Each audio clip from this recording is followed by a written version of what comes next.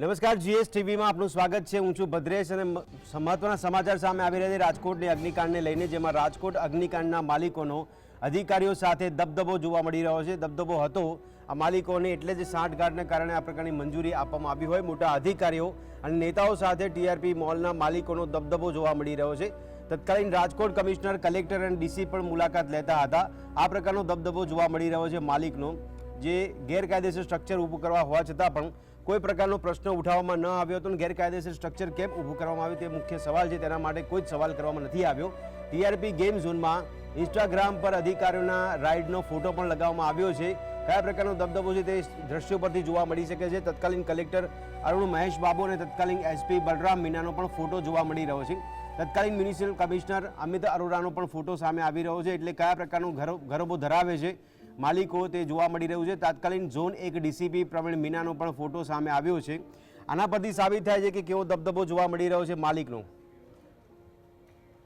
તો આજ અંગે અમારા સંવાદદાતા આશીષ અમારી સાથે જોડાઈ ગયા છે। આશીષ, જણાવશો શું અપડેટ સામે આવી રહી છે? સાંજે 5 વાગે મહત્વની બેઠક પણ યોજાવાની છે, કયા પ્રકારની અપડેટ ઘટનામાં?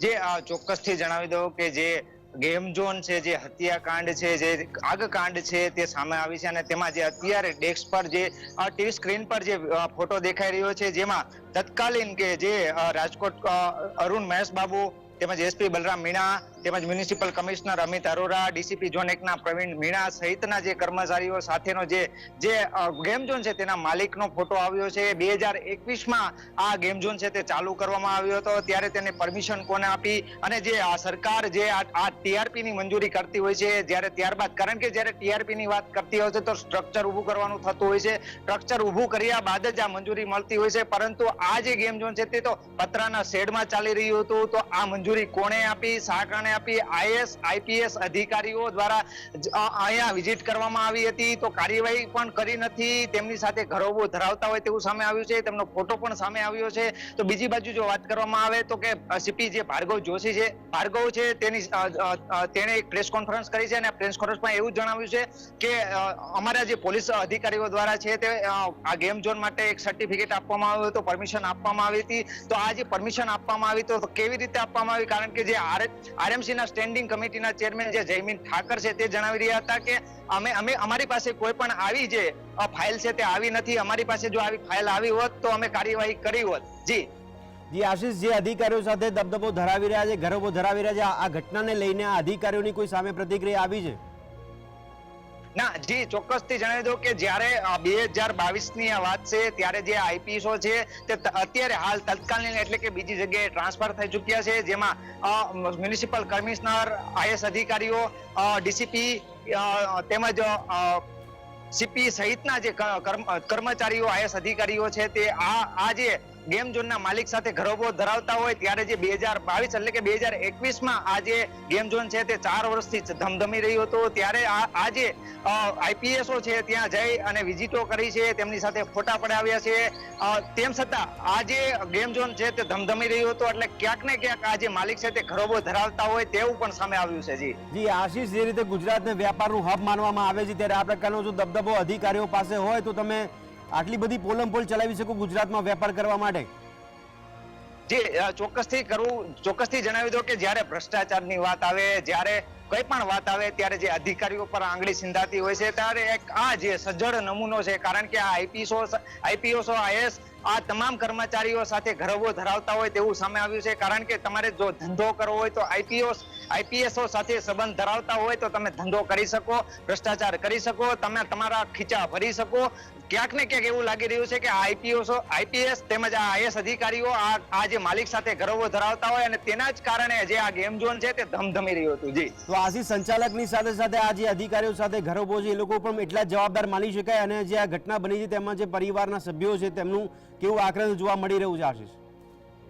જી ચોક્કસથી જણાવી દઉં કે જ્યારે આ આઈપીએસ આઈએસ અધિકારીઓ સાથે જો આ જે ગેમ ઝોનના માલિક છે તે ઘરોબો ધરાવતા હોય તો ચોક્કસપણે જ્યાં સુધી કહી શકાય ત્યાં, અને પરિવારજનો પણ આક્ષેપ કરી રહ્યા છે કે આ જે મિલીભગતથી, તંત્રના મિલીપણાથી જ આ વસ્તુ ચાલતી હોય। કારણ કે આરએમસી ના સ્ટેન્ડિંગ કમિટીના ચેરમેન જે છે તેણે જણાવ્યું હતું કે અમારી પાસે આવી કોઈ પણ પરવાનગી લેવામાં નહોતી આવી, અમારી પાસે આવી કોઈ પણ ફાઇલ આવી નથી, અમારી પાસે જો આવી ફાઇલ આવી હોત તો અમે કામગીરી કરી હોત, અમારી પાસે કોઈ પણ મંજૂરી લેવામાં નહોતી આવી. તેમજ જે સીપી છે તેને જણાવ્યું હતું કે અમે પોલીસ દ્વારા જે પરમિશન છે તે આપવામાં આવી હતી. તો આ પરમિશન આવી ક્યાંથી? તો પહેલી વાત તો એ છે કે સ્ટેન્ડિંગ કમિટીના ચેરમેન જ ના પડતા હોય કે આ ફાઇલ અમારી પાસે નથી આવી, તો જ્યારે ક્રોસ વેરિફિકેશન પોલીસને કરવું પડતું હોય છે તો પોલીસે કેવી રીતે ક્રોસ વેરિફિકેશન કરવું, કેવી રીતે આ ફાઇલ આપી દીધી અને કેવી રીતે આ મંજૂરી આપી, તે પણ એક સવાલો ઉઠાવવા પામે છે. જી આશીષ, ભ્રષ્ટાચારની જ્યારે બૂ આવતી હોય ત્યારે સવાલ થાય કે ભ્રષ્ટાચાર મુક્ત શાસન અમે આપી રહ્યા છે. ચૂંટણી પ્રચારમાં મસ્ત મોટા દાવા કરવામાં આવે કે ભ્રષ્ટાચાર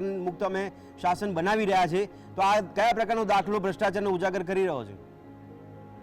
જે ચોક્કસથી જણાવી દો કે તક્ષશિલા કાંડ, હરણી કાંડ, ત્યારબાદ મોરબી દુર્ઘટના, ત્યારબાદ રાજકોટનું જે આ ગેમ ઝોન કાંડ છે, આ એક બાદ એક આ જે છેલ્લા 6 વર્ષમાં અનેક આવા જે આ સરકારના નિષ્ક્રિયતાને પગલે અનેક આવા કાંડો આવ્યા છે, તેમાં અનેક જે પરિવારજનો છે તેના વાલ સોયા ગુમાવ્યા છે. ત્યારે આ એક વરવી વાસ્તવિકતા છે, આ વરવી દ્રષ્ટિ સામે આવી છે, વરવી વાસ્તવિકતા સામે આવી છે કે જ્યારે આ જે અધિકારીઓ છે તેની મિલીભગતના જ કારણે આ જે કાંડો થતા રહેશે. અને પરિવારજનો એવા પણ આક્ષેપો કરી રહ્યા છે કે આ જે કાંડના કારણે અત્યારે 15 દિવસ સુધી આ રહેશે અને ત્યારબાદ જે તે સ્થળે જે તે હતું જેવી રીતે હતું તેવું સ્થગિત થઈ જશે. અને ક્યાંક ને ક્યાંક આ જે કાંડ છે તે અત્યારે હાલ એવું લાગી રહ્યું છે કે દબાવવામાં આવી રહ્યું છે.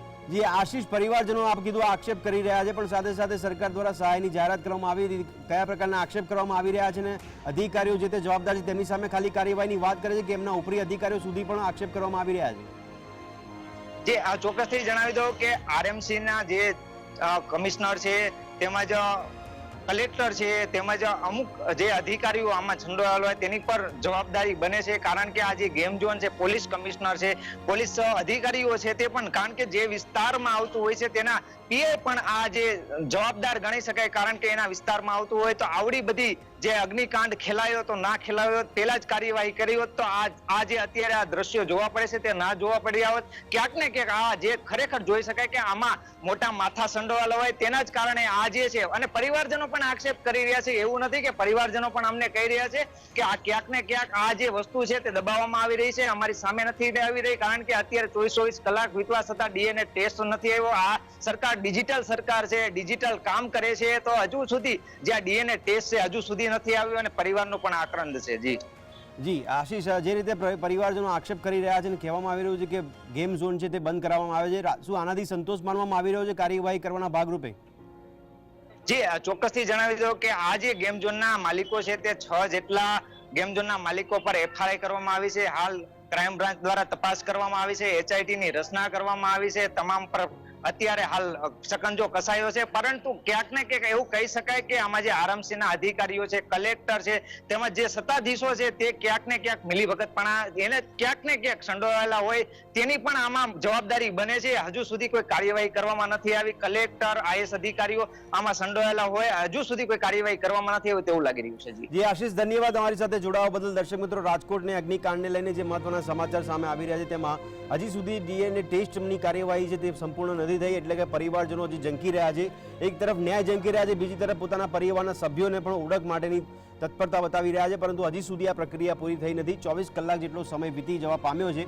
તેમ છતાં ડિજિટલાઇઝેશનની વાતો કરવામાં આવતી હોય, તાબડતોબ કાર્યવાહી કરવાની વાતો કરવામાં આવતી હોય, અમે કોઈને છોડવા માંગતા નથી. જવાબદાર અધિકારીઓ કે જવાબદાર વ્યક્તિઓ સામે કાર્યવાહી કરીશું, આવી મસ્ત મોટી વાતો જે છે તે અધિકારીઓ અને સાથે સાથે તંત્રના નેતાઓ દ્વારા સાંભળવા મળતી હોય છે. પરંતુ હવે જ્યારે જરૂર છે ત્યારે આ પ્રકારની વાતો પોકળ સાબિત થતી હોય તેવા દ્રશ્યો જોવા મળી રહ્યા છે. એક તરફ જે આક્ષેપ કરવામાં આવી રહ્યો છે અને બીજી બાજુ પરિવારજનો ન્યાયની ઝંખના કરી રહ્યા છે, ત્યારે માલિકોનો દબદબો અને ઘરોબો જોવા મળી રહ્યો છે. કઈ રીતનું કે જો ગુજરાતમાં ધંધો કરવો હોય તો કોઈ મોડેલની જરૂર નથી. અને આનાથી પ્રસ્થાપિત થઈ રહ્યું છે કે અધિકારીઓની જો લાલિયાવાડી સામે આવતી હોય તો કોઈ પણ વ્યક્તિ નાની મોટી રકમ લઈને ગુજરાતમાં આ પ્રકારનો વેપલો ચલાવી શકે છે. વેપલામાં લોકોનો જીવ જાય તેમ છતાં પણ પોતાનો વેપાર શોધવા માટે તૈયાર થઈ જાય છે. ગુજરાતને જ્યારે વેપારનું હબ માનવામાં આવતું હોય ત્યારે આ એક ઉજાગર કરતો કિસ્સો છે કે કયા પ્રકારની તામઝામ જોવા મળતા હોય છે વેપારીઓને વેપાર કરવા માટેની જે અધિકારીઓની સગવડતા મળતી હોય છે.